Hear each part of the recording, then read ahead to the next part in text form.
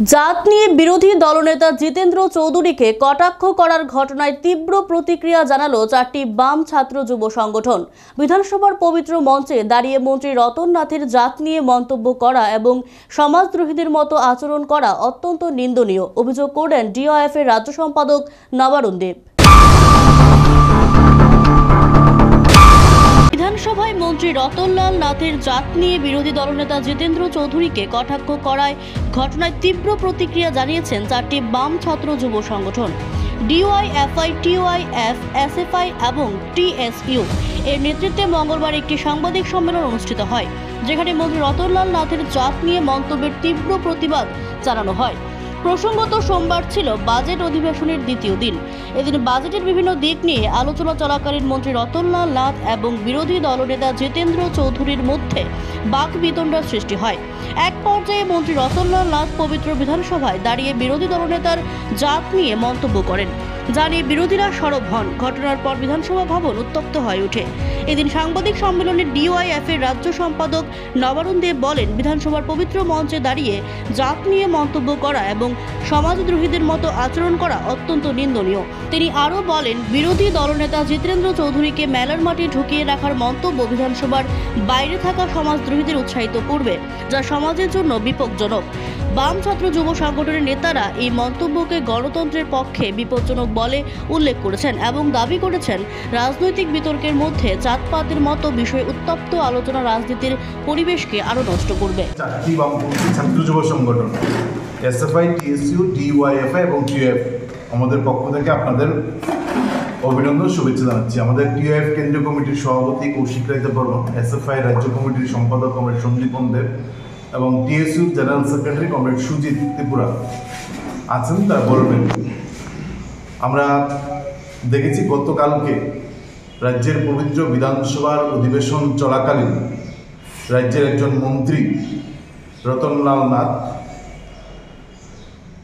অত্যন্ত নিম্নরুচির ভাষায় জাত নিয়ে আমাদের রাজ্যের মাননীয় বিরোধী দল নেতা শ্রদ্ধেয় জিতেন্দ্র চৌধুরী মহোদয়কে কটাক্ষ করেন, তিনি আক্রমণ করেন।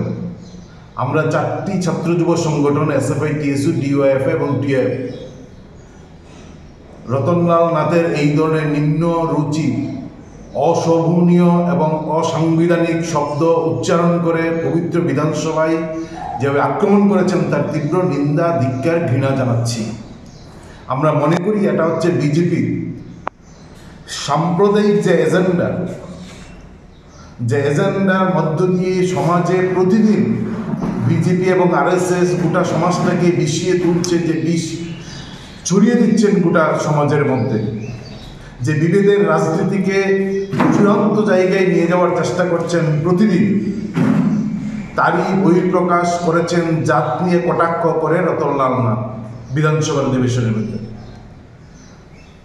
আমরা এর নিন্দার পাশাপাশি গোটা রাজ্যের সমস্ত অংশের মানুষের কাছে শান্তিপ্রিয় সম্প্রীতির বন্ধনে যারা অটুট থাকতে চান, তাদের সবার কাছে আহ্বান জানাচ্ছি যে এই ধরনের বিধানসভার ভিতরে দাঁড়িয়ে এই ধরনের যে আক্রমণ করেছেন তার প্রতিবাদে সমস্ত অংশের মানুষ এগিয়ে আসুন। আমরা তার সঙ্গে এটা লক্ষ্য করেছি,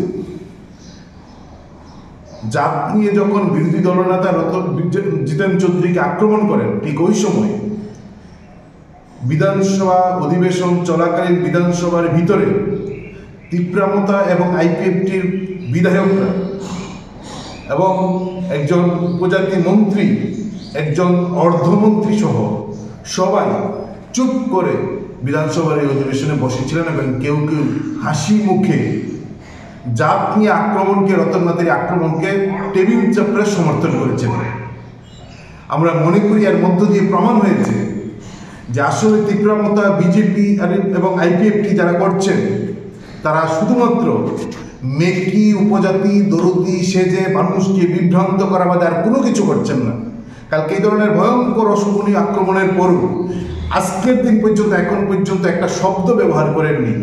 ফলে উপজাতি অংশের মানুষ যারা এখন বিভ্রান্ত হয়ে আছেন, আমরা তাদের কাছে অনুরোধ করব যে এর মধ্য দিয়ে প্রমাণ হয়েছে যে আসলে রাজনৈতিক ফায়দা নেওয়ার জন্য আমাদের রাজ্যের ক্ষমতার লোভে আঁকড়ে থাকার জন্য মানুষকে বিভ্রান্ত করে উপজাতি মেকি দরদি সেজে আছেন। আসলে তারা কেউ উপজাতি দরদি না, সবাই হচ্ছেন ক্ষমতার লোভী এবং ক্ষমতার লোভে এই কাজটা, এই গতকালকের এই শব্দকে তারা সমর্থন করেছেন।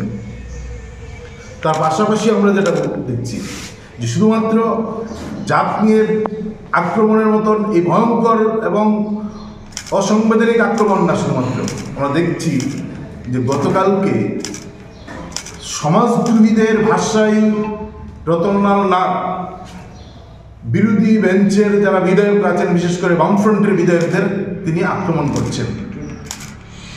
এবং আমরা মনে করি রতনলাল নাথ যে ভাষায় মেলা মাঠ ঢুকিয়ে দেবেন, এই ধরনের মানে চূড়ান্ত সমাজদ্রোহীর ভাষায় যে আক্রমণ করেছেন, এই আক্রমণ বিধানসভার ভেতরে তিনি করেছেন বিধানসভার বাইরে থাকা সমাজদ্রোহীদের উৎসাহিত করার জন্য। এবং আমরা দেখছি প্রায়ই এই ধরনের শব্দ ব্যবহার করে যখন বিধানসভার ভিতরে আক্রমণ করেন, সমাজদ্রোহীদের ভাষায় যখন মন্ত্রী, বিরোধী দলনেতা, বিরোধী বিধায়কদের আক্রমণ করেন, সেখান থেকে উৎসাহিত হচ্ছেন আমাদের বিধানসভার বাইরে থাকা অসংখ্য বিজেপি দলে থাকা সমাজদ্রোহীরা। এবং এই সমাজদ্রোহীরা সেখান থেকে উৎসাহিত হয়ে আমরা দেখছি রাস্তার মধ্যে, রাজপথে, প্রকাশ্যে গণতান্ত্রিক অধিকার আদায়ের মিছিলে, শান্তিপ্রিয় মিছিলের মধ্যে সমাজদ্রোহী আক্রমণ করছেন। সিপিএমের নেতা কর্মী, বামফ্রন্টের নেতা কর্মীদের রক্তাক্ত করছেন প্রকাশ্য দিনের বেলা। Bureau report, Asian Times.